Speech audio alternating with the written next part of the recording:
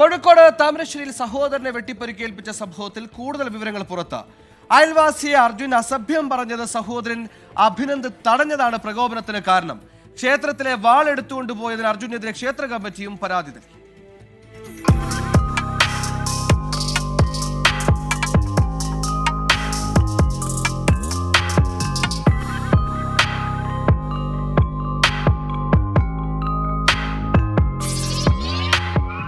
താമരശ്ശേരി ചമലിൽ അംബേദ്കർ കോളനിയിൽ താമസിക്കുന്ന 23-കാരൻ അഭിനന്ദനാണ് തലക്ക് വെട്ടേറ്റത്.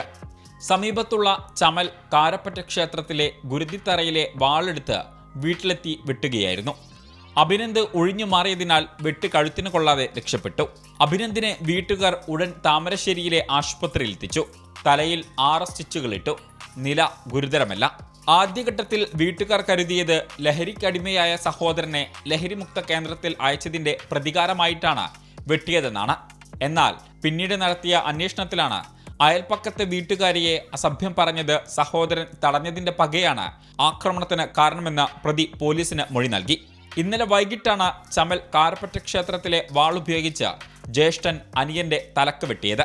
ആചാരത്തിന്റെ ഭാഗമായി ശൂലവും വാളും പതിവായി ഗുരുതിത്തറയിൽ ഉണ്ടാവാറുണ്ട്.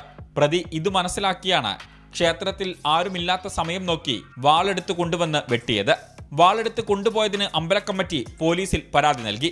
പ്രതിയെ പോലീസ് അറസ്റ്റ് ചെയ്ത് റിമാൻഡ് ചെയ്തു. 24 കോഴിക്കോട്.